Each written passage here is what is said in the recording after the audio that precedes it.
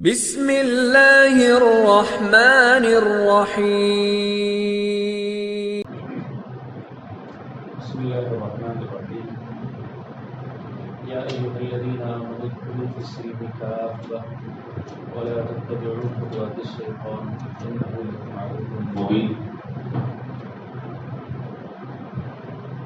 وقال النبي صلى الله عليه وسلم من قال لا إله إلا الله دخل الجنة أو كما قال عليه الصلاة والسلام.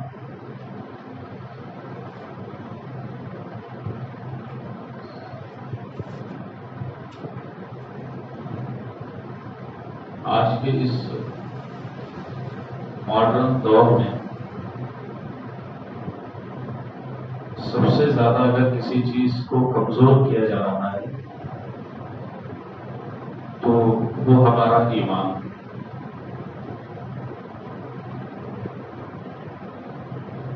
اور ہم اس ماڈرنزم سے اتنا متاثر ہو گئے کہ یقیناً ہمارا ایمان کمزور ہوا ہے اور اس سے متاثر ہوا ہے. لیکن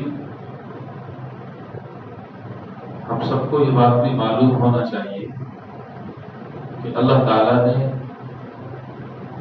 ہمیں جو نعمتیں عطا فرمائی ہیں ان تمام نعمتوں میں سب سے بڑی نعمت ہمارے پاس ایمان ہی کی دولت ہے. اور اللہ تعالیٰ نے اسی ایمان کی دولت کے ذریعے سے دنیا میں ہمیں پہچان عطا فرمائی. لوگ ہمیں مسلمان اس لیے کہتے ہیں کہ ہم اللہ پر ایمان رکھتے ہیں. ہمارا نام مسلمان ہے اس لیے کہ ہم اللہ اور اس کے رسول کو قرآن کو مانتے ہیں.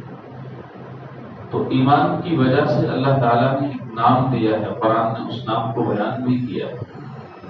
ایک پہچان اللہ تعالیٰ نے عطا فرمائی ہے ایک ایسی نعمت کے ذریعے سے جو ہمارے نزدیک اور ہمارے عقیدے کے مطابق سب سے بڑی نعمت ہے. خدا نہ خواستہ اگر یہ نعمت ہمارے پاس نہ ہو تو ہم اللہ کی نظروں میں منکر, کافر اور دنیا اور آخرت کے اعتبار سے ناکام اور نامراد ہیں. تو اللہ نے بہت بڑا فضل ہمارے اوپر یہ کیا ہے کہ بغیر محنت مجاہدے کے ایمان کی اتنی بڑی دولت عطا فرمائی ہے جس کا کوئی مقابلہ نہیں.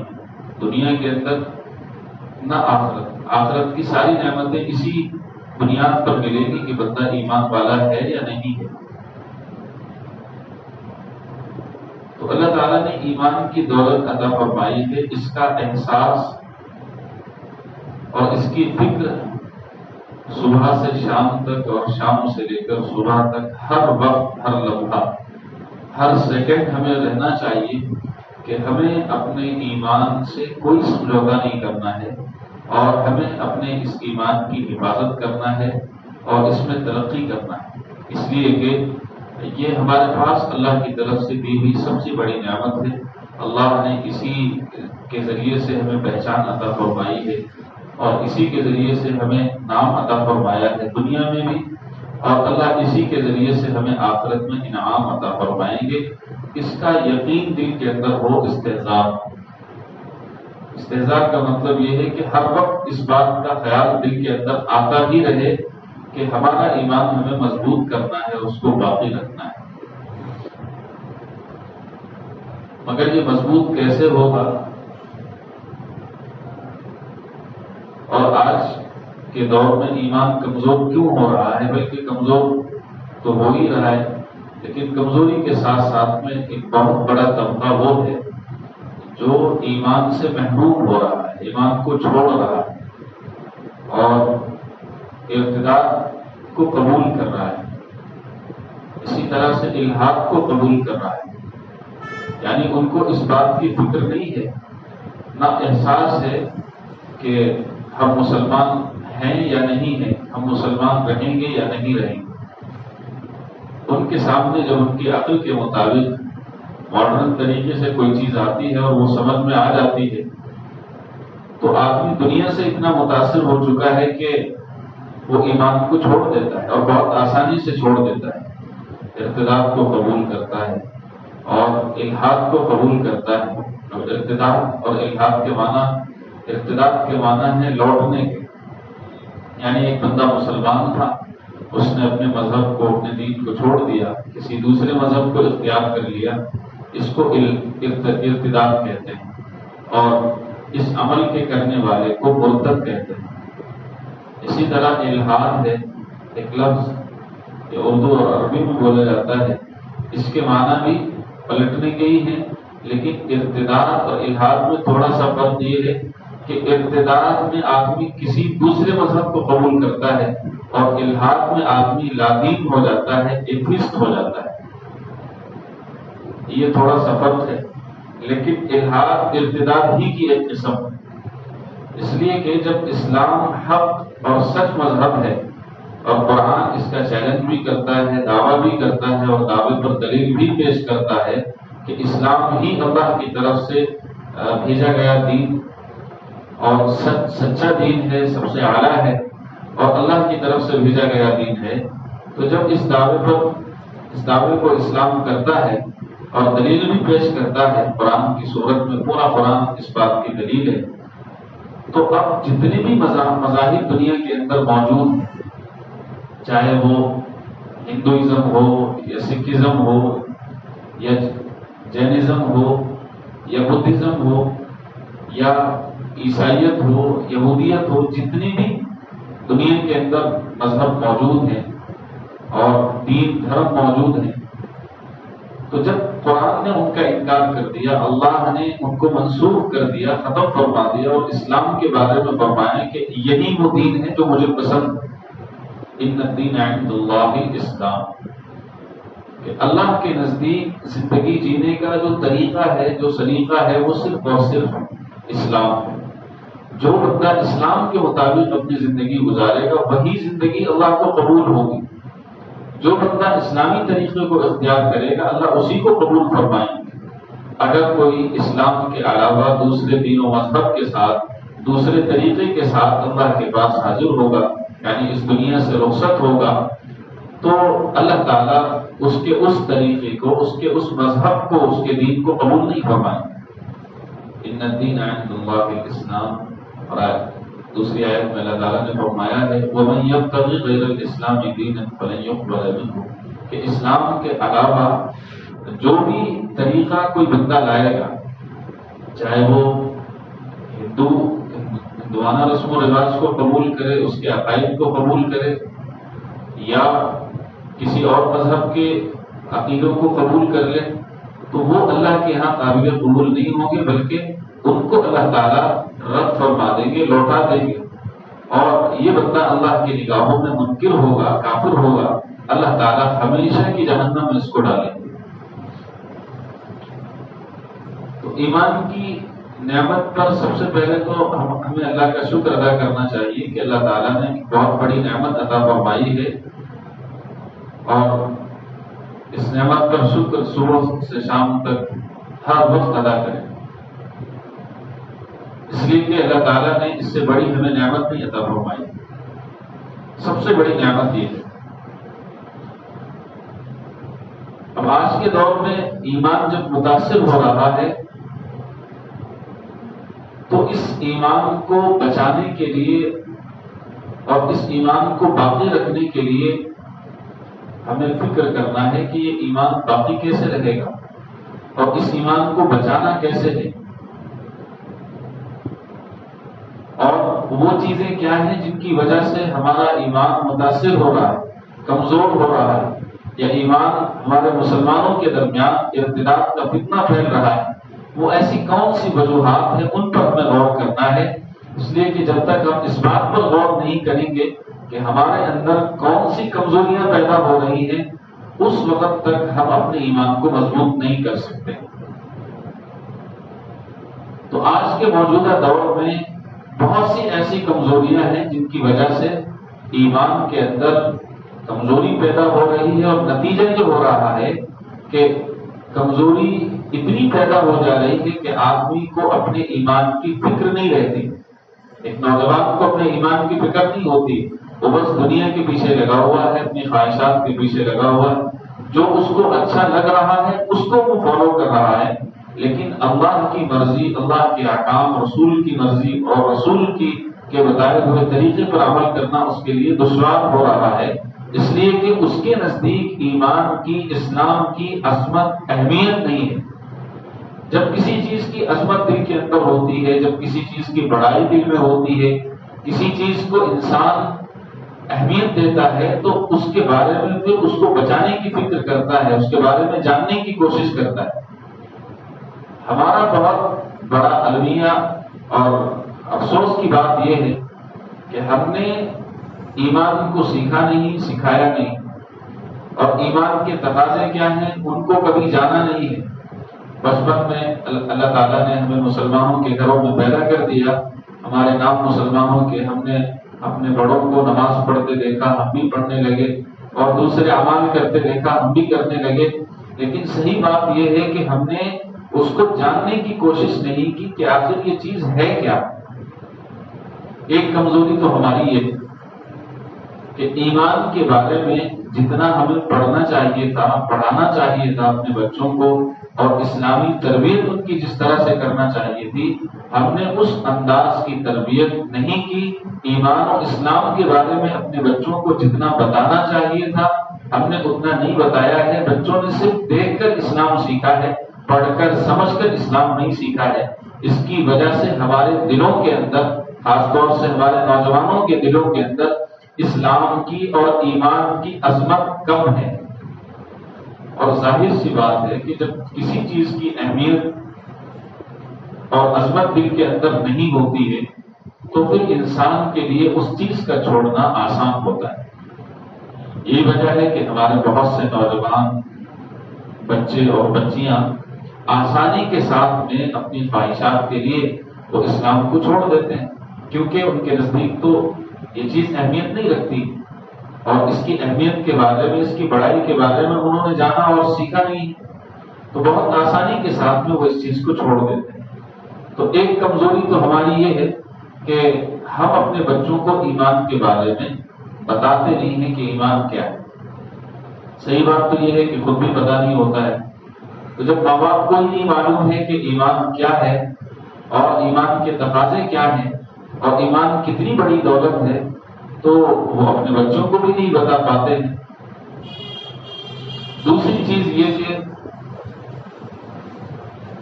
ایک تو کمزوری ہے کہ ایمان کے بارے میں معلوم نہیں تھا، دوسری چیز یہ کہ ایسی بہت سی چیزیں جو ایمان کو کمزور کرنے والی ہے، ہم اپنی خواہش کے مطابق ان کو صحیح سمجھ کر قبول کر لیتے ہیں۔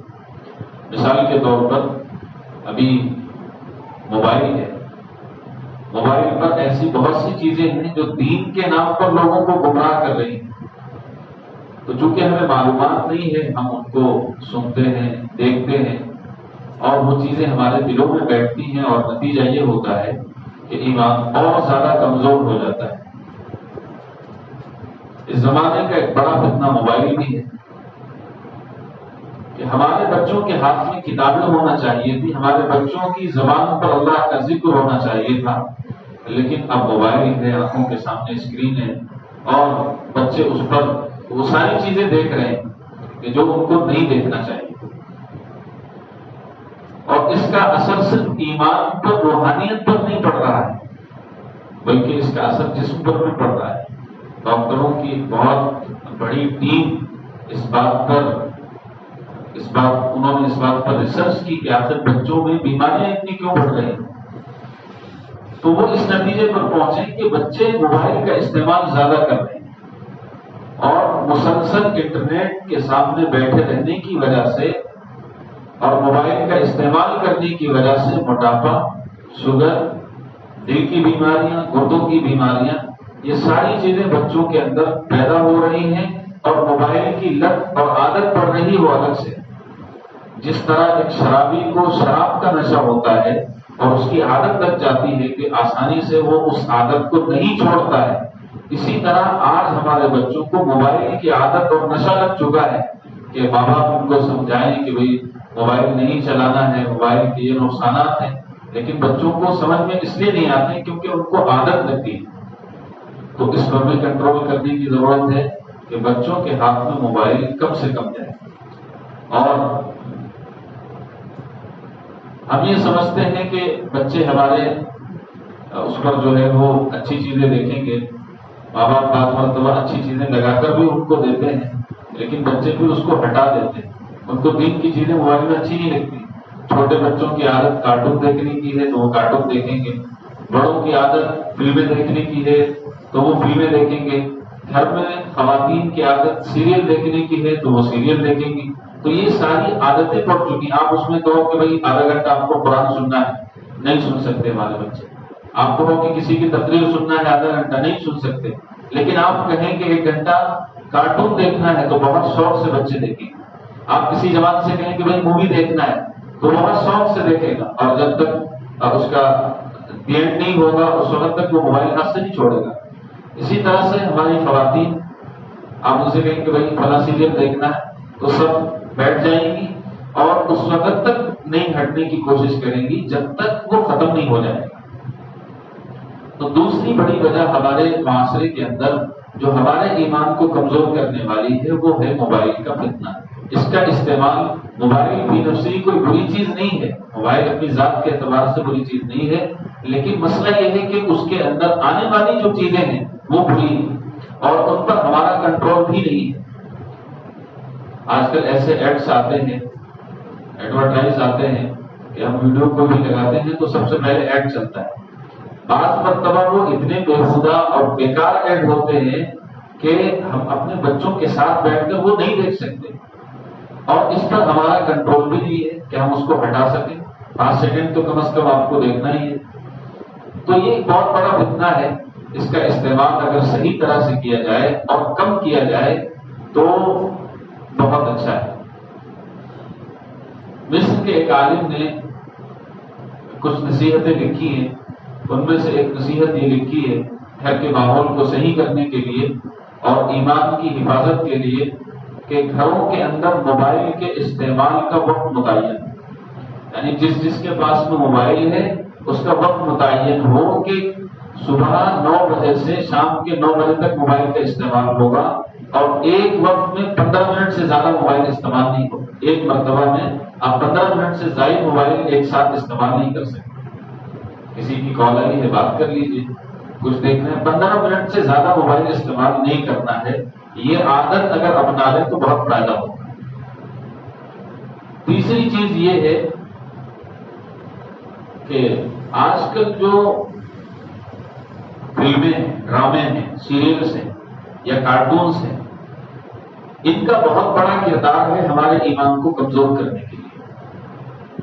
ایک تو فلمیں، ڈرامے، سیریل، ان کا اپنا ایک پیغام ہوتا ہے، پھر اس کے پیچھے جو بیک گراؤنڈ میں میوزک چلتا ہے وہ میوزک اتنا خطرناک ہوتا ہے، اتنا خطرناک ہوتا ہے کہ اس کے اندر ایک پیغام ہوتا ہے۔ ہر میوزک کے اندر کچھ میسج چھپا ہوا ہوتا ہے، اور وہ میسج ڈائریکٹ ہمارے دل کے اوپر اثر کرتا ہے۔ اس کی ایک چھوٹی سی مثال جو سبھی کو سمجھ میں آ سکتی ہے کہ بعض مرتبہ ہمارے سامنے کوئی ایسی ویڈیو آتی ہے کہ جس کا تعلق کامیڈی سے ہوتا ہے، تو اس میں ایسا میوزک چلتا ہے جس کے اندر ہنسنے کا پیغام ہوتا ہے، تو آدمی بلا یعنی کوئی بات بھی نہیں ہوتی، صرف میوزک کا اثر دل کے اوپر یہ ہوتا ہے کہ آدمی کی بلا اختیار ہنسی چھوٹ جاتی میوزک کی وجہ سے۔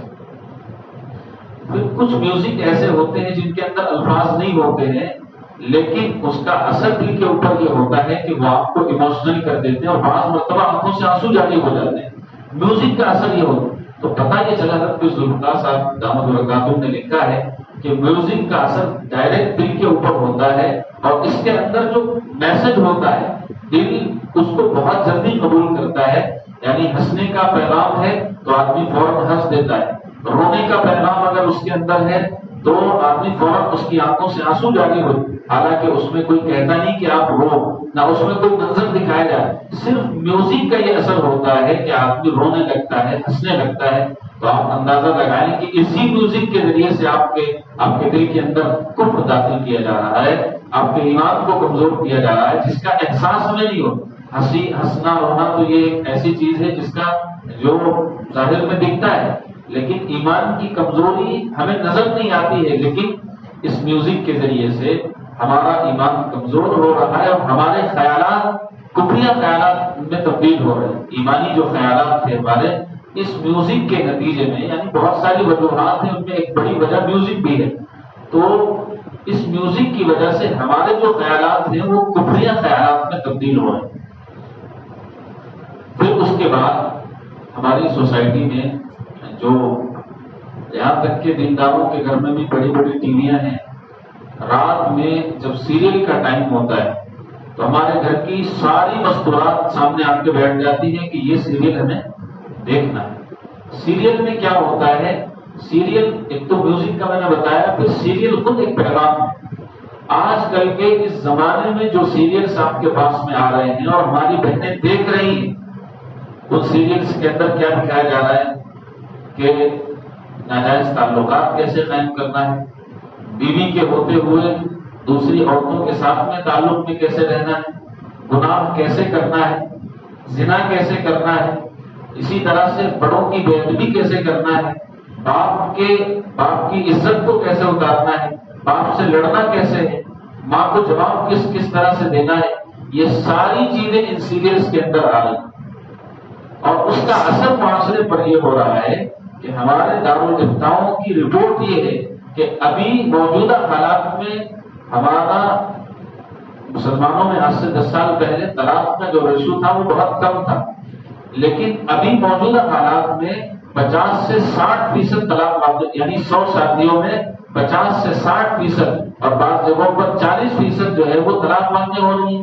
اس کی وجہ یہی ہے کہ ہماری بچی شادی سے پہلے جب وہ سیریل دیکھتی ہے اور اس کے اندر جو ڈرامہ ہوتا ہے اس میں دیکھتی ہے کہ لڑکا لڑکی کے ساتھ میں ایک ایسی دنیا اس میں دکھائی جاتی ہے جس کا حقیقت سے کوئی تعلق نہیں ہوتا ہے. اب وہ دنیا ہماری بچی کے دل میں بیٹھ جاتی ہے.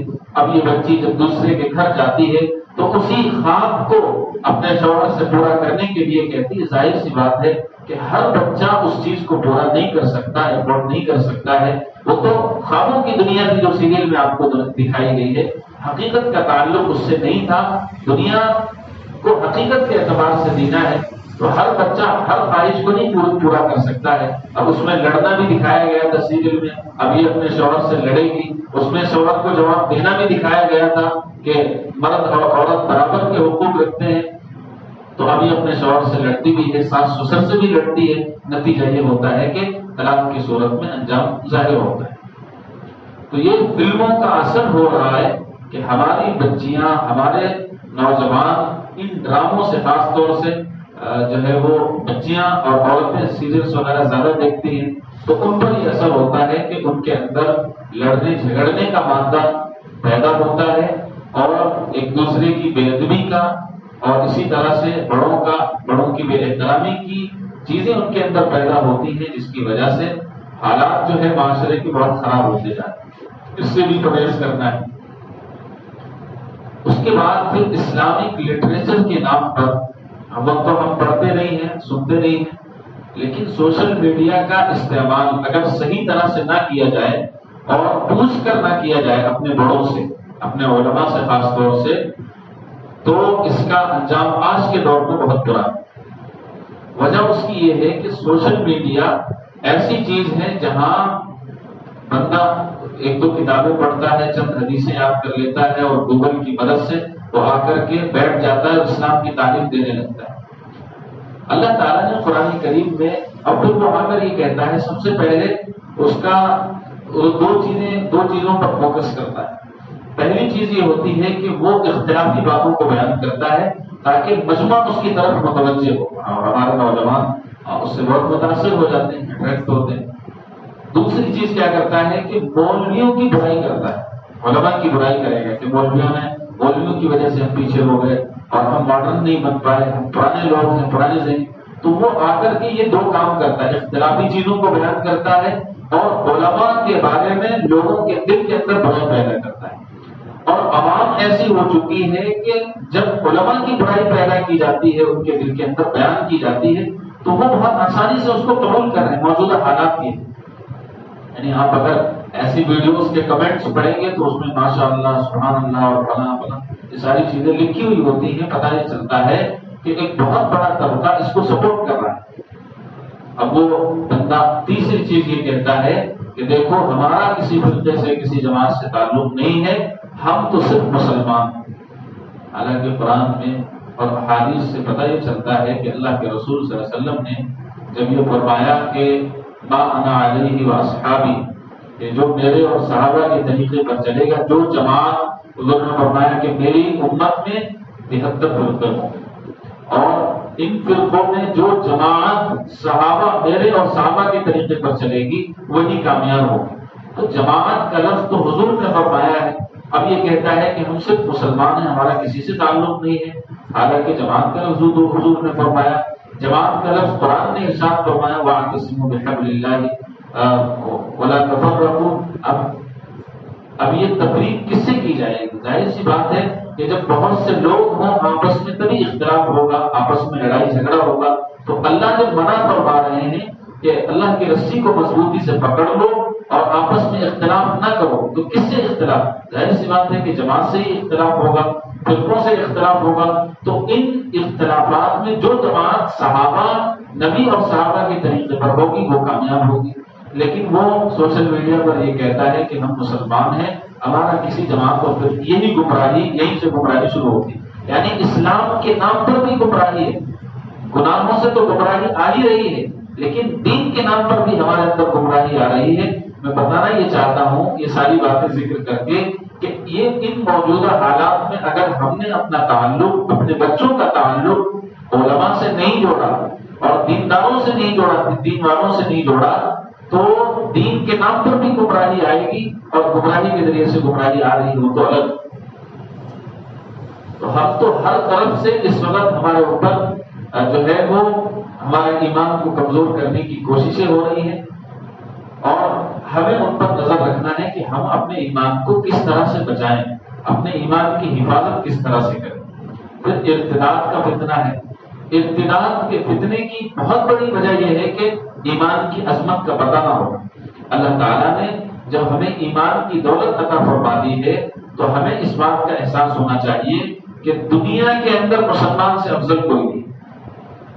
قرآن میں سورہ بقرہ میں اللہ تعالیٰ فرماتے ہیں کہ غلام لونڈی، غلام باندی کا مقام آزاد مشرک سے بڑا ہے۔ تو کفر اور شرک یہ تو نجاست کی اور ناپاکی کی چیز ہے، اللہ نے ہمیں پاکی کی چیز عطا فرمائی ہے، ایمان دے کر، اسلام دے کر اللہ نے ہمیں پاک بنایا ہے، ہمیں افضل بنایا ہے دوسرے تمام لوگوں سے۔ دنیا میں سب سے افضل، دنیا والے مانے یا نہ مانے، دنیا والے مانے یا نہ مانے، لیکن ان کے ماننے نہ ماننے سے ہمارے اوپر کوئی فرق نہیں پڑتا۔ کائنات کو بنانے والا جب ہم یہ کہہ دیتا ہے کہ ایمان والے افضل ہیں اور یہ جتنے منکر ہیں یہ افضل نہیں ہیں، تو ہمیں اپنے آپ کو افضل ماننا ہے۔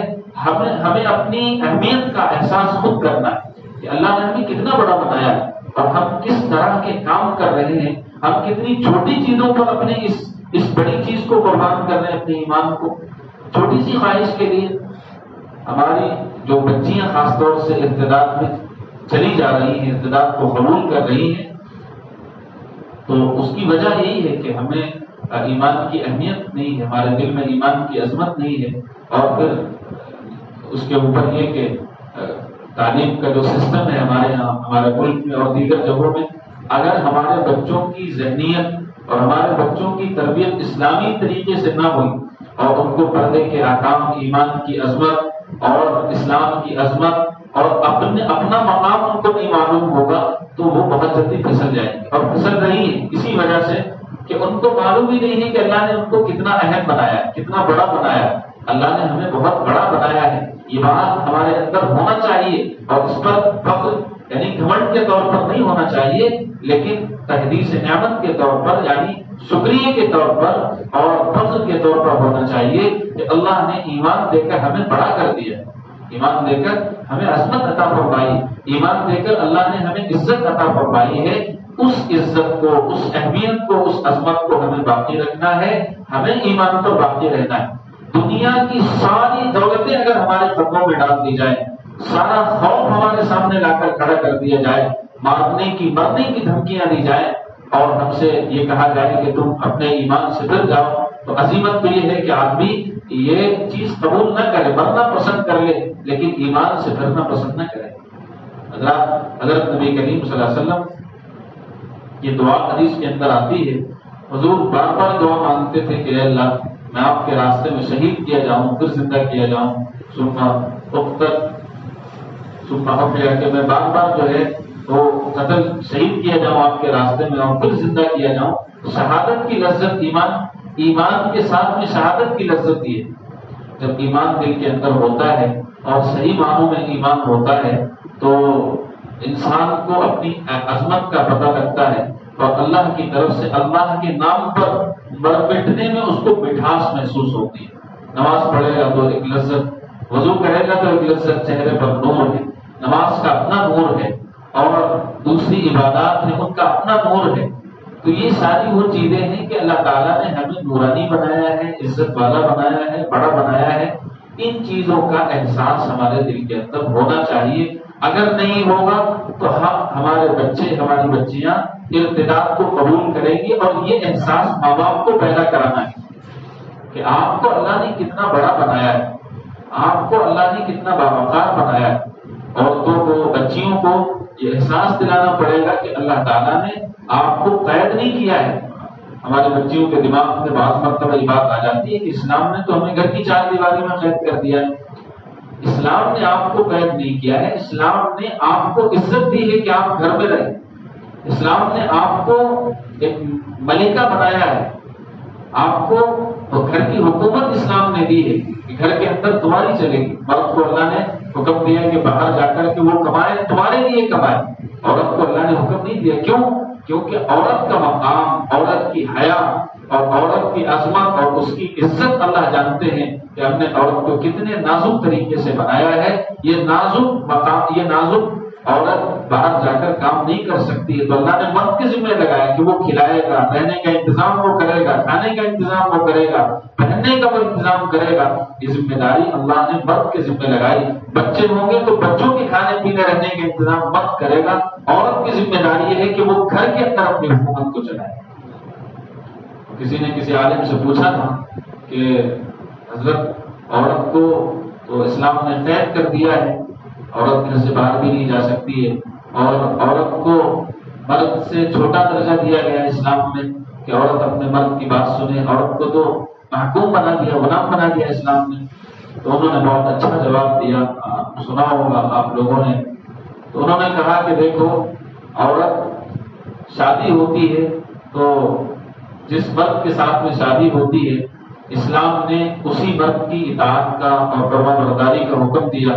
اب ایک عورت کا ایک ہی شوہر ہوتا ہے، تو ظاہر سی بات ہے کہ وہ ایک ہی مرد کی اطاعت کرے گی۔ اب ایک عورت کے 3 بچے ہیں یا 4 بچے ہیں یا 5 بچے ہیں، تو وہ سارے بچوں کو اسلام کیا حکم دیتا ہے کہ ماں کی بات مانو۔ تو اب یہ 4 لوگوں کو حکم یہ دیا جا رہا ہے کہ اس عورت کی بات مانو، اور عورت کو یہ کہا جا رہا ہے کہ تم صرف ایک آدمی کی بات مانو۔ تو یہاں عورت کو اللہ نے زیادہ عزت دی ہے مرد کے مقابلے میں، عورت کو دی، یعنی 4 مردوں کو 3 مردوں کو یہ کہا جا رہا ہے کہ ماں کے قدموں کے نیچے جنت ہے، اور ان کی بات مانو، ان کی اطاعت کرو اور ان کی خدمت کرو، ان کو اف بھی مت کہو۔ اور اس عورت سے یہ کہا جا رہا ہے کہ تمہیں صرف ایک آدمی کی اطاعت کرنا ہے۔ تو یہاں تو عورت کا مقام اللہ نے بلند کر دیا کہ اس کی جتنی اولادیں ہوں گی سب کے لیے حکم یہ ہے کہ ماں کی خدمت کیے بغیر، حضور نے بدعا فرمائی ہے کہ جس شخص کے ماں باپ بوڑھے ہوں اور ان کی خدمت کر کے وہ جنت کو حاصل نہ کر پائے تو وہ شخص بہت زیادہ محروم، یعنی اس سے زیادہ بڑا چانس اور اس سے زیادہ بڑا موقع اور کیا ہو سکتا ہے کہ اللہ تعالیٰ نے ماں کی خدمت اور باپ کی خدمت میں یہ مقام دے دیا بندے کو کہ اس کے ذریعے سے وہ جنت کو حاصل کر سکتا ہے، اتنا اونچا مقام۔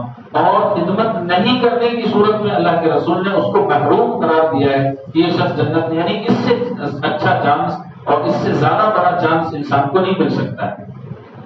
تو اسلام نے عورت کو قید نہیں کیا ہے، بلکہ عورت کی حیا اور عورت کا اللہ تعالیٰ نے جو مقام تھا اس مقام کے اعتبار سے اللہ تعالیٰ نے اس کو گھر کی حکومت عطا فرمائی ہے، اور مرد کو باہر کی حکومت عطا فرمائی ہے کہ وہ باہر جا کر کام کرے، عورت کو کھلائے۔ تو عورت کو کے مقام کو اللہ نے بلند کیا۔ اس بات کو سمجھنا ہے کہ ہمیں اسلام نے قید نہیں کیا ہے، اور اپنے ایمان کی عظمت کے ساتھ میں ہمیشہ رہیں۔ ارتداد کو قبول کرنا یہ ایسے ہی ہے کہ دنیا بھی ہماری خراب اور آخرت بھی تباہ۔ دنیا تباہ کے سارے رشتے ناطے، ماں باپ کی عزت، اسلام کی عزت، یہ ساری چیزیں جب کوئی مسلمان ارتداد کو قبول کرتا ہے، کسی دوسرے مذہب کو قبول کرتا ہے، تو گویا کہ ایک تو بہتر چیز کو چھوڑ کر غیر بہتر کی طرف جا رہا ہے، اعلیٰ چیز کو چھوڑ کر ادنا کی طرف جا رہا ہے، جو کہ بیوقوفی ہے۔ اور ہر معاشرے میں اس چیز کو یعنی ہر انسان اس چیز کو بیوقوفی سمجھے گا کہ آدمی بڑی چیز کو چھوڑ کر چھوٹی چیز کو قبول کرے۔ اسلام بڑا ہے، اللہ کا قرآن کا دعویٰ ہے، چیلنج ہے، دلیل ہے پورا قرآن۔ تو جب اسلام بڑا ہے اور دوسرے مذاہب چھوٹے ہیں تو بڑے سے چھوٹے کی طرف نہیں جایا جاتا، بلکہ چھوٹے سے بڑے کی طرف جایا جاتا ہے۔ ہونا تو یہ چاہیے تھا کہ دوسرے مذاہب کے لوگ ان مذاہب کو چھوڑ کر، اپنے مذہب دین کو چھوڑ کر اسلام کو قبول کرتے ہیں۔ اور آج سے 10-20 سال پہلے یہ سننا بہت عجیب سا لگتا تھا کہ کسی مسلمان نے غیر دھرم کو اپنا لیا، لیکن آج یہ ایک بہت عام سی بات ہو چکی ہے۔ اور میں نے جتنی وجہ بتائی ہے کہ اس میں بہت بڑا کردار موبائل کا ہے اور دین کے نہ جاننے کا ہے، فلموں، ڈراموں اور سیریلز کا ہے، اور اسی طرح سے اپنی اہمیت کا پتہ نہیں ہے ہمیں کہ اللہ نے ہمارا کتنا اونچا مقام رکھا ہے۔ پھر الحاد ہے، ارتداد کے بعد الحاد ہے، الحاد ایتھزم، یعنی بندہ یہ کہتا ہے کہ ہم نہ اللہ کو مانتے ہیں نہ کسی اور مذہب کو مانتے ہیں، کسی چیز کو نہیں مانتے، بس دنیا یوں ہی پیدا ہو گئی اور بس اسی طرح کھانا پینا ہے اور یہاں سے چلے جانا۔ تو یہ عقیدہ بھی غلط ہے۔ ہمارا عقیدہ، ہمارا بلیف اللہ کے اوپر ہونا چاہیے، لا الہ الا اللہ محمد رسول اللہ، کہ اللہ کے سوا کوئی معبود نہیں ہے، اور ہمارا یہ سر کٹ تو سکتا ہے لیکن کسی غیر کے سامنے جھک نہیں سکتا ہے۔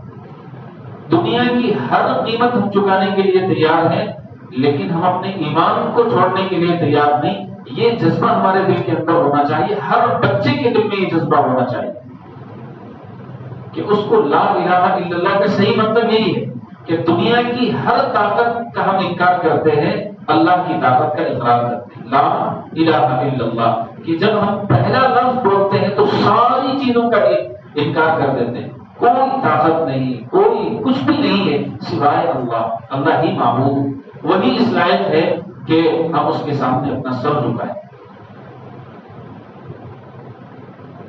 تو اس کا احساس ہمارے دل کی، اور قرآن کو پڑھنے کا، قرآن کو سمجھنے کا اور اسلامی لٹریچر کو پڑھنے کا مزاج ہونا چاہیے۔ کتابیں پڑھیں، قرآن کو پڑھیں۔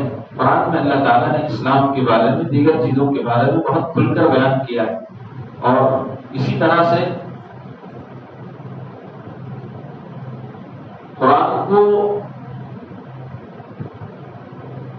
ترجمے کے ساتھ پڑھیں۔ جس زبان میں بھی انگلش ترجمے بھی موجود ہیں، ہندی میں بھی موجود ہیں، شاید تیلگو میں بھی موجود ہیں، تو جس زبان میں آپ کو آتا ہے کم از کم تھوڑی بہت سورہ بقرہ تو ضرور پڑھنا چاہیے ترجمے کے ساتھ، اس لیے کہ اللہ تعالیٰ نے سورہ بقرہ کے اندر قرآن کریم کے پورے قرآن کے اندر جتنے مضامین ہیں ساری چیزیں اللہ تعالیٰ نے اکثر و بیشتر سورہ بقرہ کے اندر ارشاد فرمائیں۔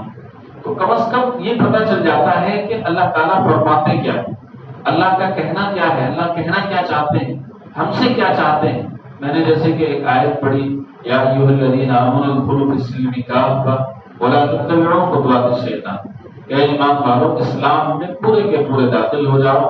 اب اس کا مطلب جب آپ ترجمے کے ساتھ قرآن پڑھیں گے تو یہ بات آپ کو معلوم ہوگی کہ اللہ تعالیٰ نے ہم سے کہا ہے، ہم سے اور آپ سے ایمان والوں سے کہا ہے کہ اسلام میں پورے کے پورے داخل ہو جاؤ، یعنی ادھوری چیزیں قبول نہ کرو، ادھوری چیزوں پر عمل نہ کرو، بلکہ پورا پورا عمل کرو۔ 5 وقت کی نمازیں ہیں تو 5 وقت کی نمازیں پڑھو، روزے پورے رکھو، عبادات پوری کرو، اسی طرح سے اپنے ایمان کی تکمیل بھی کرتے رہو۔ فرمان یہ بھی بھی لکھا ہے اس آیت کے ضمن میں کہ اعمال کے ساتھ ساتھ میں ایمان کی تکمیل بھی کرتے رہو.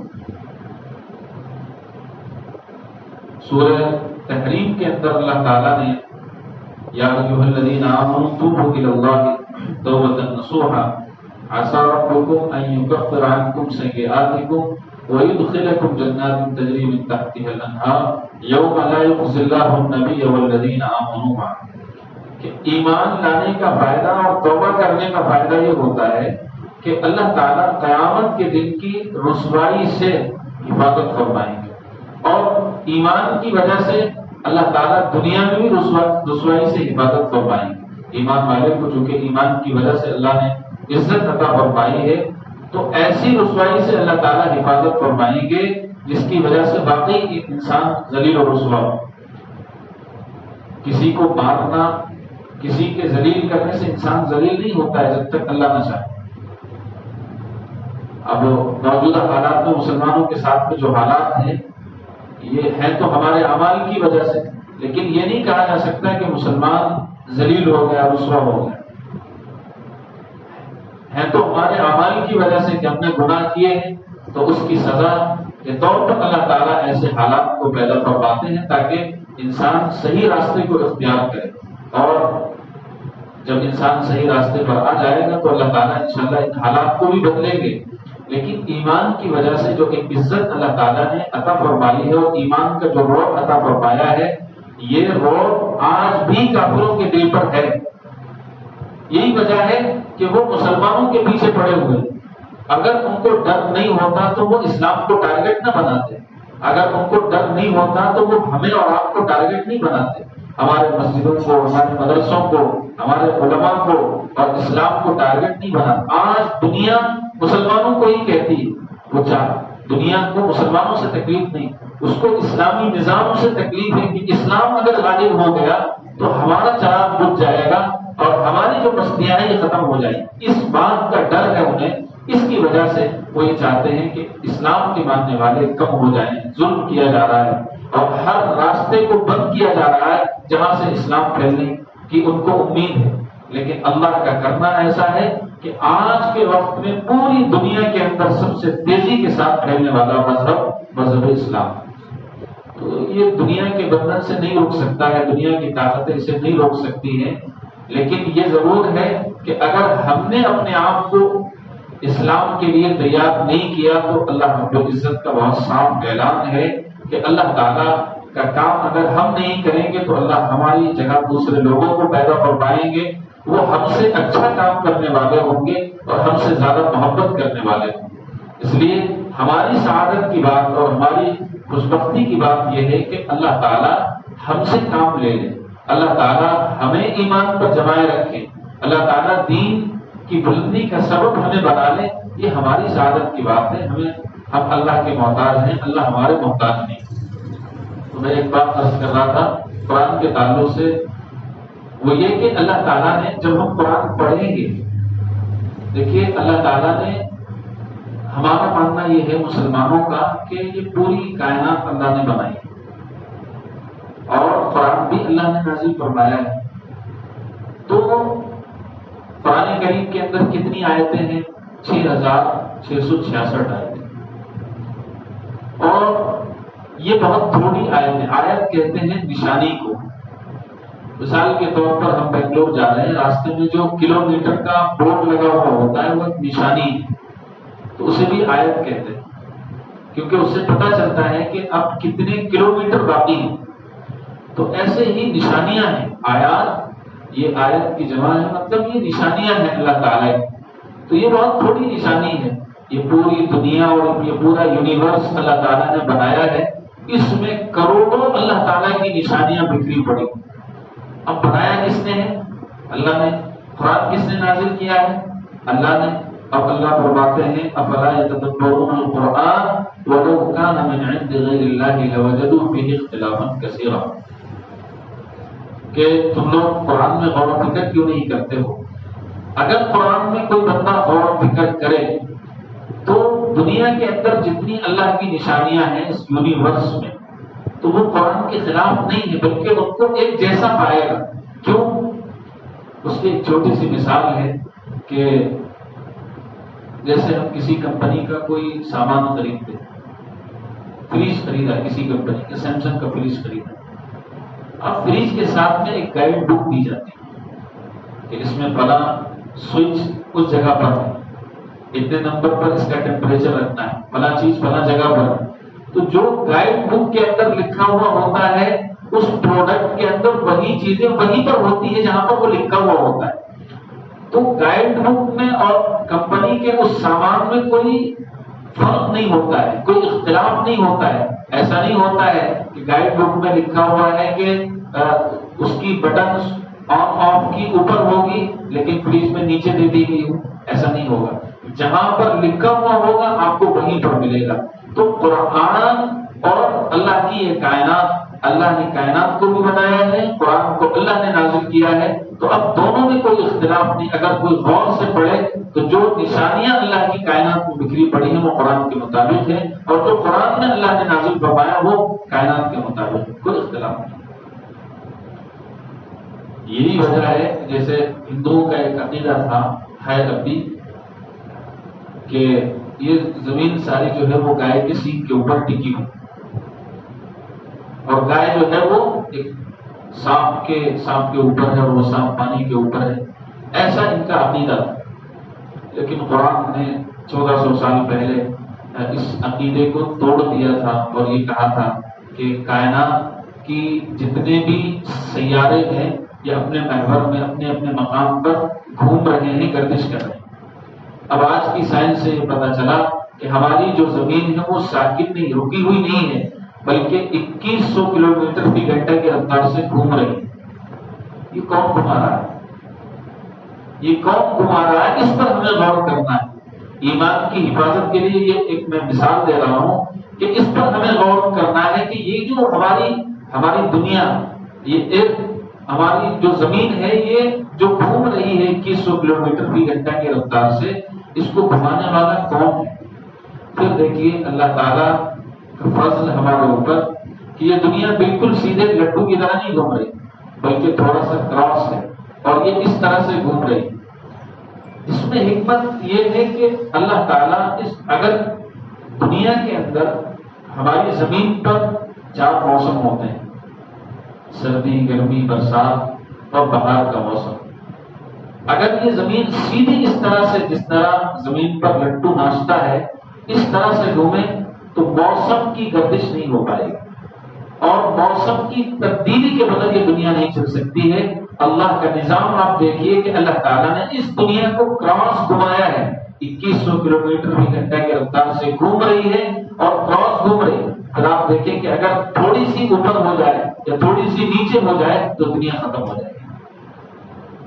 ساری طاقت مل کر، اب اس پر میں یہ ساری باتیں اس لیے بتا رہا ہوں کہ ان پر غور کرو کہ یہ نظام چلایا کس نے۔ اس سے اللہ کی عظمت اور محبت دل میں پیدا ہوگی، ایمان مضبوط ہوگا۔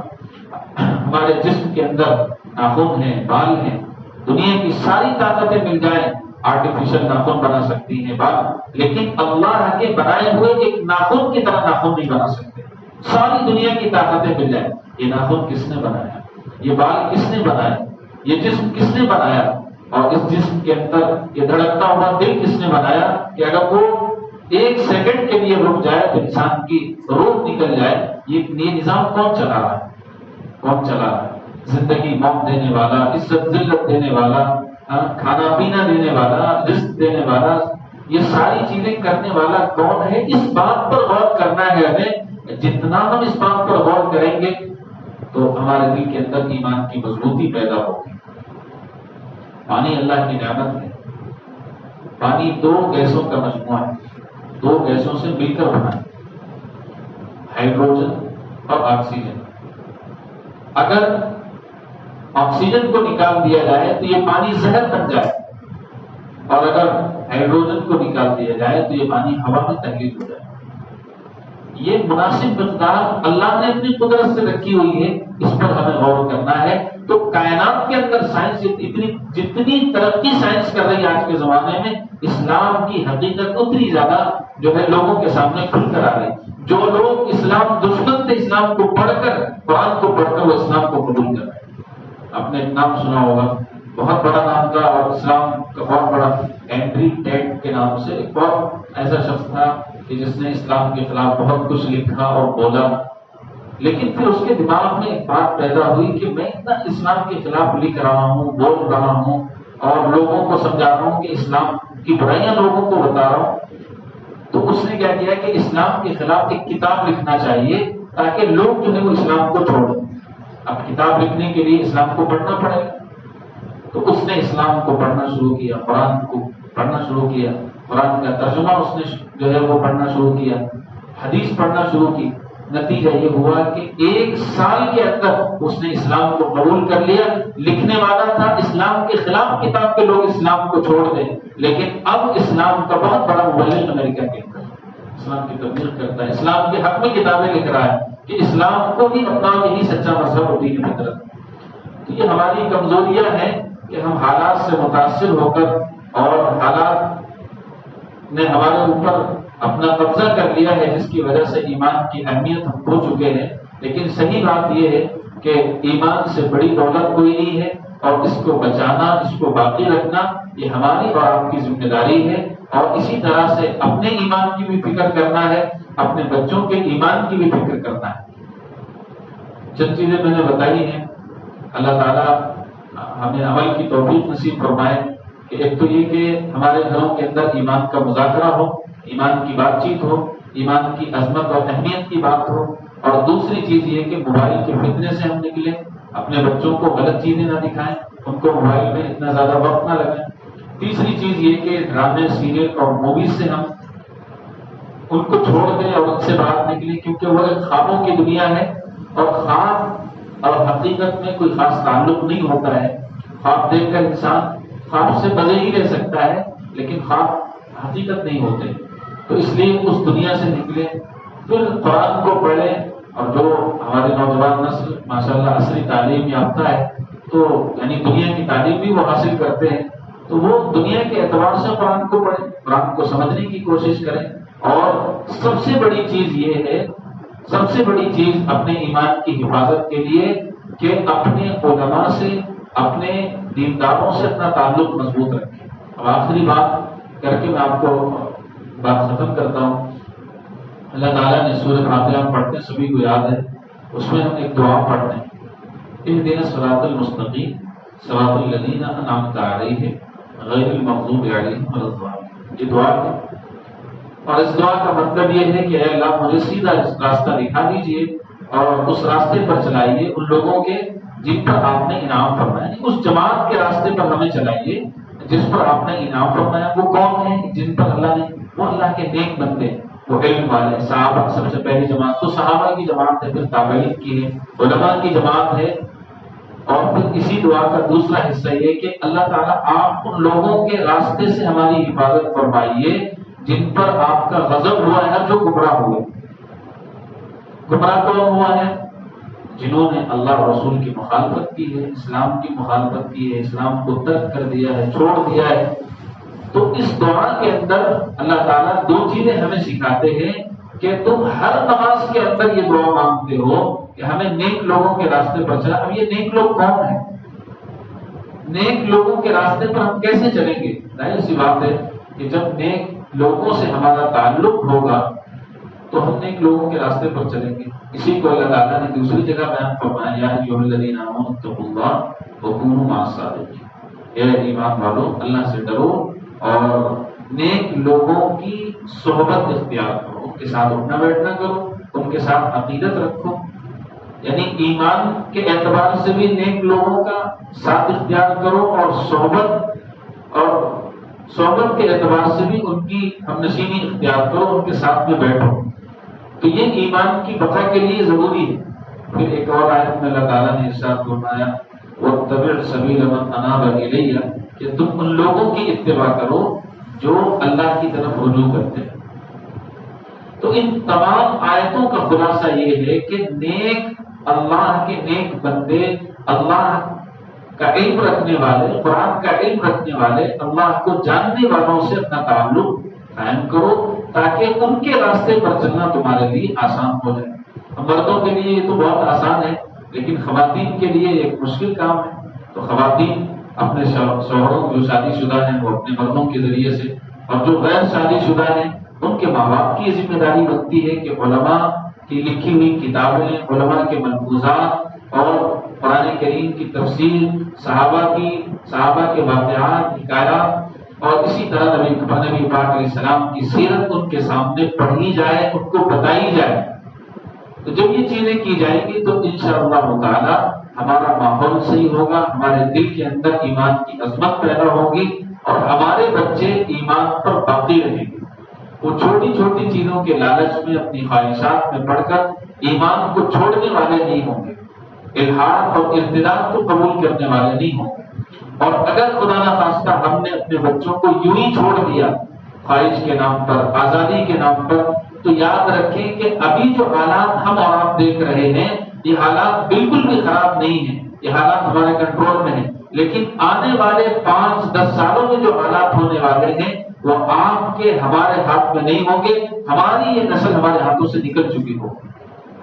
اس لیے اپنی نسل کی حفاظت، ایمان پر باقی رکھنے کی اور ان کو ایک اچھا انسان بنانے کی اگر کوشش ہے تو یہ اسی ذریعے سے ہو سکتی ہے کہ ہم ان کو دینی اعتبار سے مضبوط کریں۔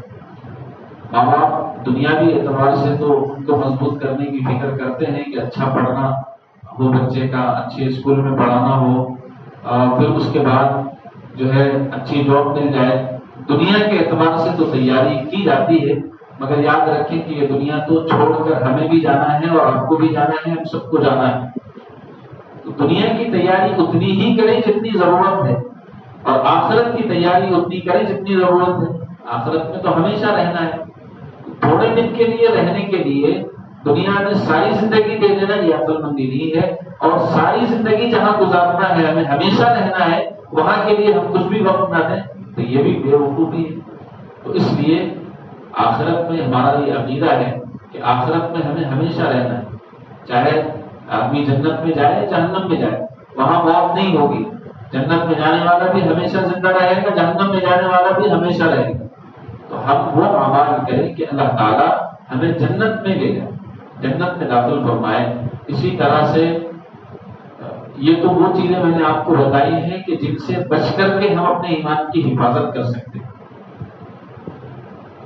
اب ایمان کو مضبوط، اچھا یہ چیزیں بتائیں کہ ایمان کو بچانے کی اور ایمان کو مضبوط کس طرح سے ہم کر سکتے ہیں۔ اب یہ ہے کہ موجودہ حالات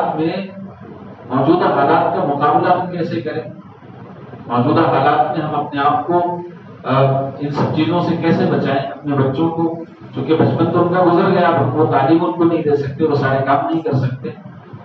تو اب یہ ہے کہ ماں باپ ان پر نظر رکھیں اور دینی تعلیم کے ساتھ ساتھ میں ان کی پریکٹس کرائیں، نماز کی مشق کرائیں، نماز کی عادت نہیں ہے تو نماز پڑھوائیں، قرآن کی تلاوت کا ماحول ہے، یعنی اپنے گھر کا ماحول اگر ابھی بھی ہم سدھار لیں تو یہ ہمارے لیے بہت خوشی کی بات ہوگی آنے والے وقت کی۔ ورنہ جب حالات بے قابو ہو جائیں گے تو سوائے رونے کے اور پچھتانے کے ہمارے پاس کوئی دوسری چیز نہیں ہوگی۔ اللہ تعالیٰ ہماری نوجوان نسل کی حفاظت فرمائے اور ہمارے ایمان کی حفاظت فرمائے، ہمارے جو ہے وہ اعمال پر ہمیں جمنا نصیب فرمائے۔ ساتھ ہی ساتھ یہ ہے کہ ہمارے جو عقائد ہیں ان کا علم ہونا چاہیے۔ تھانوی نے لکھا ہے کہ سب سے زیادہ اہم چیز اسلام قبول کرنے کے بعد جو سیکھنا ہے، سیکھنے کی جو سب سے ضروری چیز ہے وہ ایمان اور عقائد ہے۔ عقائد یعنی بلیفس، کہ ہم اللہ پر جو عقیدہ رکھتے ہیں، اللہ کو مانتے ہیں بغیر دیکھے۔ سورہ بقرہ کی ابتدائی 4 آیتوں میں اللہ تعالیٰ نے اسی چیز کو بیان فرمایا ہے۔ 3 طرح کے لوگ عام طور پر دنیا میں پائے جاتے ہیں، ایک تو ایمان والا یعنی ایمان کے اعتبار سے، ایک تو ایمان والا ہے۔ سورہ بقرہ کی شروع کی 4 آیتوں میں اللہ تعالیٰ نے ایمان والوں کا ذکر فرمایا ہے، پھر اس کے بعد کی 2 آیتوں میں اللہ تعالیٰ نے کفار کا ذکر فرمایا ہے، تو دوسری جماعت جو دنیا کے اندر پائی جاتی ہے وہ ہے کفار، اور تیسری جماعت 12 آیتوں میں اللہ تعالیٰ نے اس کے بعد منافقین کا ذکر فرمایا ہے کہ بظاہر تو اسلام کا چہرہ ہے، اسلامی نام ہے، ساری چیزیں ہیں، لیکن ان کے جو کام ہے اور ان کے دل کے اندر جو چیزیں ہیں وہ اسلامی نہیں ہیں، بلکہ ان کے دل کے اندر کفر ہے۔ تو اس لیے اللہ تعالیٰ نے چونکہ نفاق کا جو فتنہ ہے وہ کفر سے زیادہ بڑا ہے، اس لیے اللہ تعالیٰ نے 12 آیتوں میں اس کا ذکر فرمایا، اور کفر کو اللہ نے صرف 2 آیتوں میں بیان فرمایا۔ تو ہمیں اپنے عقائد کو جاننا ہے، ایمان کن چیزوں سے آتا ہے، باقی رہتا ہے، اور کن چیزوں سے ختم ہوتا ہے، ان چیزوں کو جاننا ہے، ان چیزوں کو جاننا ہے۔ تانوی نے لکھا ہے کہ سب سے اہم اور ضروری چیز یہ ہے کہ ایمان لانے کے بعد میں ایک مسلمان کے لیے کہ وہ اپنے عقائد کو جانے اور سیکھے پڑھے۔ لیکن ہمارے پاس سب سے بڑی کمزوری یہ ہے کہ ہم نماز بھی سیکھ لیتے ہیں اور دوسرے مسائل بھی سیکھ لیتے ہیں، لیکن ایمان کے بارے میں آج بھی ہمارے پاس سیکھنے سکھانے کا اور دوسرے بتانے کا رواج بہت کم ہے۔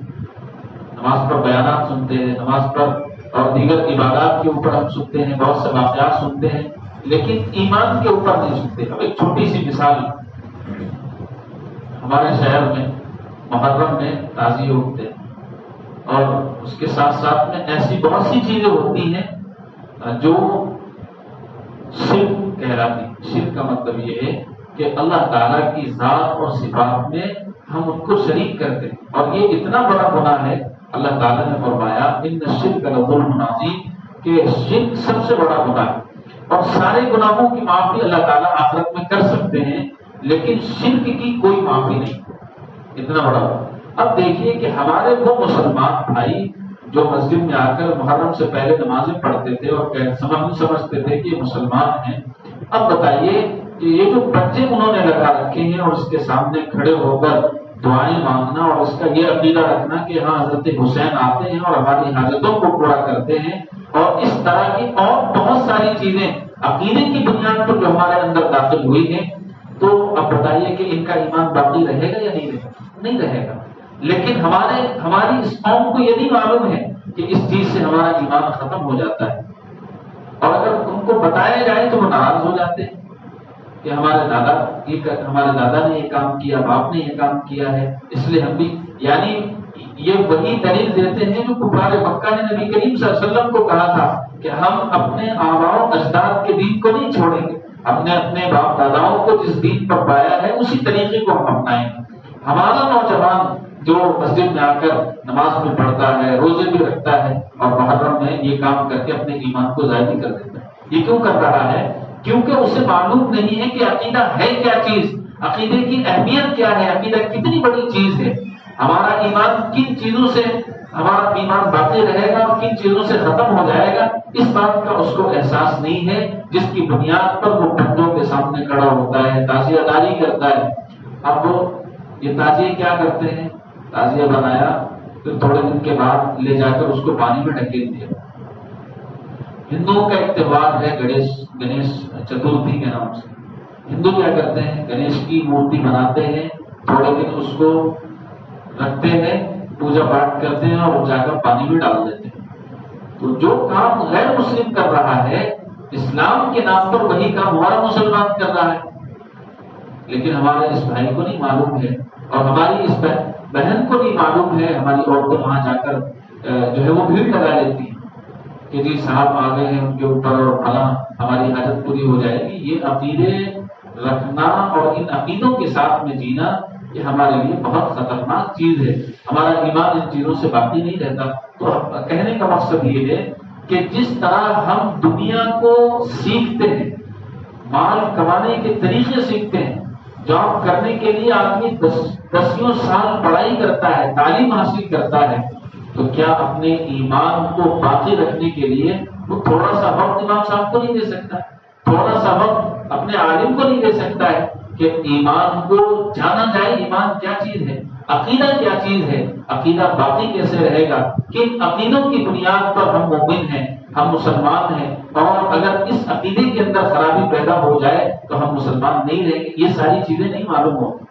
مثلا ہم وہ پڑھتے ہیں آمنت باللہ وملائکتہ وکتبہ ورسلہ والیوم الآخر والقدر خیرہ وشرہ من اللہ تعالی والبعث بعد الموت. یہ 7 چیزیں ہیں جو بنیادی عقیدے سے جن کا تعلق. پہلی چیز اللہ کے اوپر ایمان رکھنا، اللہ کو ذات اور صفات کے اعتبار سے ایک ماننا کہ کرنے والی ذات اللہ کی، رزق دینے والی ذات کی رزق دینے والی ذات اللہ کی ذات، اچھائی اور برائی جو کچھ بھی ہوتی ہے وہ اللہ کی طرف سے ہوتی ہے. دنیا کے اندر جو کچھ بھی ہو رہا ہے وہ اللہ کی مرضی سے ہو رہا ہے. سب سے بڑی طاقت اللہ کی طاقت ہے. ساری چیزوں کا مالک اللہ کی ذات ہے. اس چیز کا عقیدہ ہونا چاہیے. اس کے بعد دوسرے نمبر پر اللہ تعالیٰ اس کلمے کے اندر بیان کیا گیا کہ جتنے بھی فرشتے ہیں وہ اللہ کی مخلوق ہے اور اللہ نے ان کو نور سے پیدا کیا. اس بات کا عقیدہ ہو. حضرت مولانا ادریس صاحب رحمۃ اللہ علیہ نے لکھا ہے کہ قرآن کو ماننا اور ایمان کو قبول کرنا ایک بہت آسان چیز ہے، اس لیے کہ قرآن تو ہمارے سامنے موجود ہے اور حضور پاک علیہ السلام کی رسالت کو بھی ماننا یہ بہت آسان ہے. لیکن وہ عقیدے جو مرنے کے بعد کے ہیں ان پر ایمان رکھنا، چونکہ ان کا مشاہدہ نہیں ہے، ان کو دیکھتے نہیں ہیں، وہ ہماری نظروں کے سامنے آئے نہیں ہیں، تو ان پر ایمان رکھنا یہ بہت مشکل کام ہے، لیکن رکھنا ہے. اس لیے کہ اس کے بغیر ہمارا ایمان مکمل نہیں ہو سکتا، ہم ایمان میں ناقص ہوں گے، مومن نہیں کہلائیں. تو دوسرے نمبر پر فرشتوں کو ہم نے دیکھا نہیں. اللہ کے رسول کے بارے میں تو یہ ہے کہ بھئی ایک اللہ کے رسول کو صحابہ نے دیکھا، پھر اس کے بعد کے لوگوں نے ان کو دیکھا، پھر اس کے بعد کے لوگوں نے ان کو دیکھا، تو یہ باتیں ہم تک پہنچ گئی، یقین کر لیا. قرآن نازل ہوا، صحابہ نے بتایا، تابعین نے بتایا، پھر اس کے بعد کے لوگوں نے بتایا، ہم نے یقین کر لیا. لیکن آخرت کی چیزوں پر ایمان لانا یہ اسی وقت ممکن ہوتا ہے جب اللہ پر ایمان مضبوط ہوگا. تو دوسری چیز یہ کہ فرشتوں پر ایمان لائیں. فرشتوں کو مانے کہ اللہ کی مخلوق ہے اور نور سے اللہ نے ان کو پیدا کیا. پھر اللہ تعالیٰ نے جتنی کتابیں اور صحیفے نازل فرمائے ہیں ان سب کو برحق مانا جائے، اور اللہ نے جو قرآن ہمیں عطا فرمایا یہ ہمارے لیے عمل کی چیز ہے. ہم اس پر عمل کریں گے لیکن مانیں گے ساری کتابوں کو، انکار کسی چیز کا. چوتھے نمبر پر سارے رسولوں کو ماننا ہے. کسی رسول کی رسالت کا ہم انکار نہیں کر سکتے.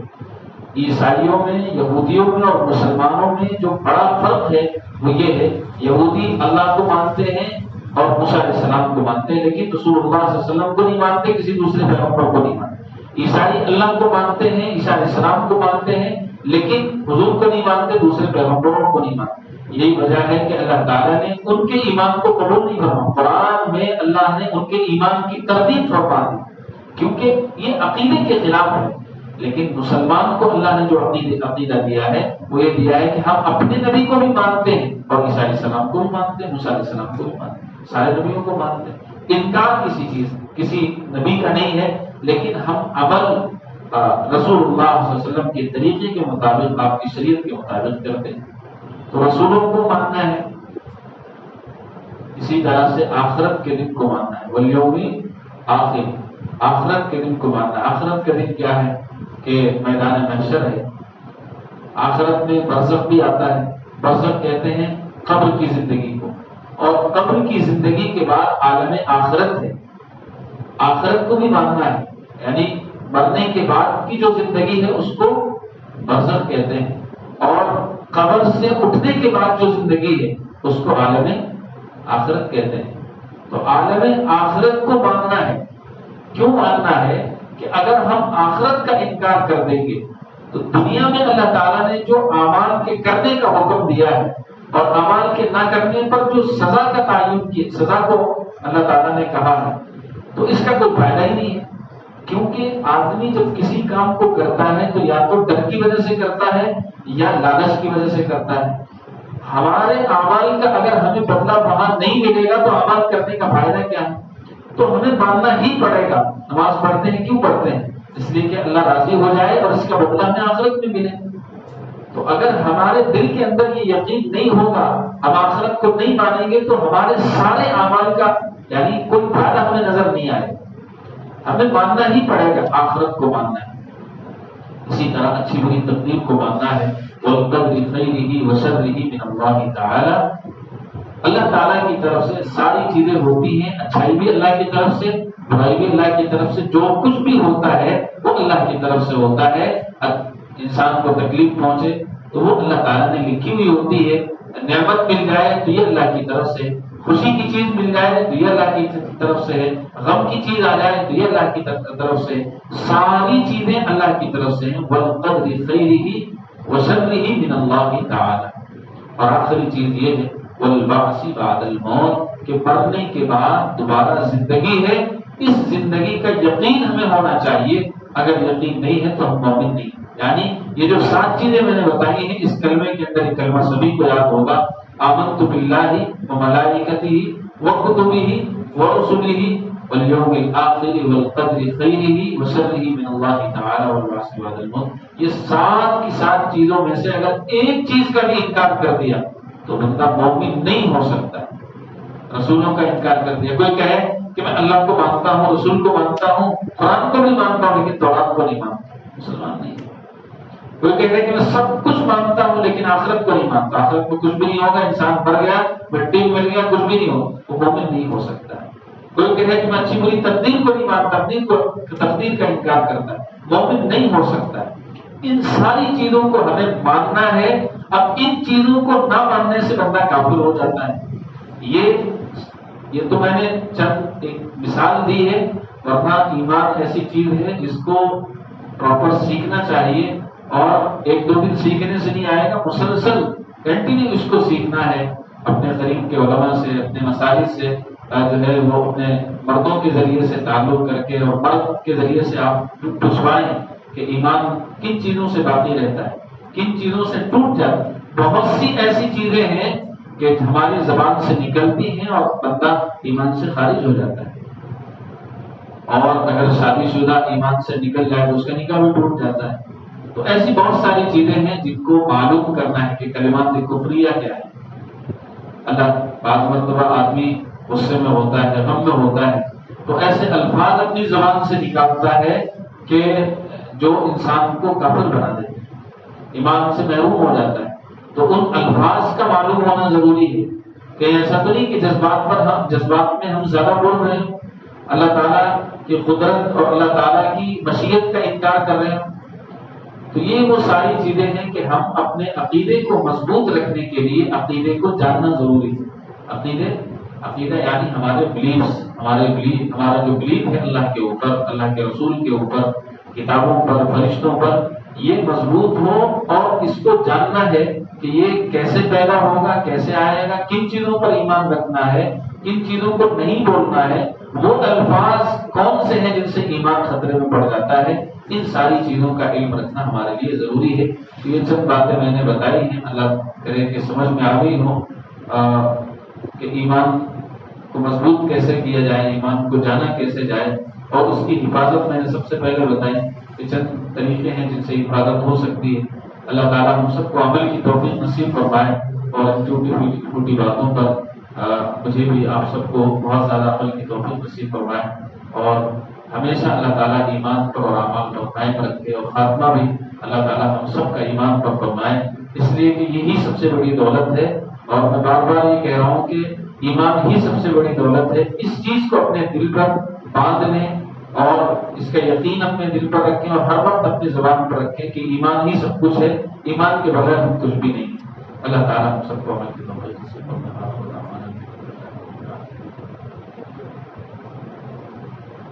الحمد لله رب العالمين، والصلاة والسلام على سيد الأنبياء والمرسلين۔ ربنا آتنا في الدنيا حسنة وفي الآخرة حسنة وقنا عذاب النار، وقنا عذاب النار، ربنا ظلمنا أنفسنا وإن لم تغفر لنا وترحمنا لنكونن من الخاسرين۔ لا إله إلا الله الحليم الكريم، سبحان الله رب العرش العظيم، نسألك موجبات رحمتك وعزائم مغفرتك والغنيمة من كل بر والسلامة من كل اسم، لا تدع لنا ذنبا إلا غفرته، ولا هما إلا فرجته، ولا دينا إلا قضيته، ولا مرضا إلا شفيته، ولا حالة من حوائج الدنيا والآخرة بيدك رضا إلا قضيتها يا أرحم الراحمين۔ یا اللہ ہم سب کے گناہوں کو معاف فرما، یا ارحم الراحمین ہم سب کی خطاؤں کو درگزر فرما، اے اللہ ہم سب کے ایمان کی حفاظت فرما، اللہ ہر شر سے ہماری حفاظت فرما، ہر برائی سے حفاظت فرما، اللہ ہر خیر کی اور نیکی کی توفیق نصیب فرما، اللہ صراط مستقیم پر ہم سب کے لیے چلنا آسان فرما، اللہ ہم سب کے لیے ہدایت پر چلنا آسان فرما، اللہ ہمیشہ کے لیے ہدایت کو ہمارا مقدر فرما دیجیے، اے اللہ حسن خاتمے کی توفیق نصیب فرما دیجیے، اے اللہ حسن خاتمے کی توفیق نصیب فرما دیجیے، یا الہ العالمین ہمارے نوجوانوں کو ابتداء، ہماری پوری امت اور پورے مسلمانوں کو اللہ ابتداء سے الحاد سے محفوظ فرما، خاص طور سے نوجوان طبقے کو، ہماری بچیوں کو، بہنوں کو، بھائیوں کو اللہ ایمان کی دولت پر قیام عطا فرما، اے اللہ دوام عطا فرما، اے اللہ ایمان پر خاتمہ نصیب فرما، ایمان کی عظمت اور اہمیت ان کے دلوں کے اندر پیدا فرما، اے اللہ اپنے رسول کے قرآن کی سچی محبت دلوں کے اندر پیدا فرما، یا ارحم الراحمین جو ہمارے حق میں بہتر ہے وہ بھی عطا فرما، اے اللہ جو بہتر نہیں ہے اے اللہ اسے بھی بہتر فرما دیجیے، اے اللہ ہماری تمام ضرورتوں کا تکفل فرما دیجیے، یا ارحم الراحمین ہماری تمام جائز حاجتوں کو پورا فرما دیجیے، اللہ جو بیمار ہیں ان سب کو صحت اور شفا عطا فرما دیجیے، ہماری دعاؤں کو اپنے فضل سے اپنے پیارے حبیب حضرت محمد صلی اللہ علیہ وسلم کے صدقے میں قبول منظور فرما دیجیے، ربنا تقبل منا انك انت السميع العليم وتب علينا انك انت التواب الرحيم، صلى الله تعالى على خير خلقه محمد وآله وصحبه اجمعين برحمتك يا ارحم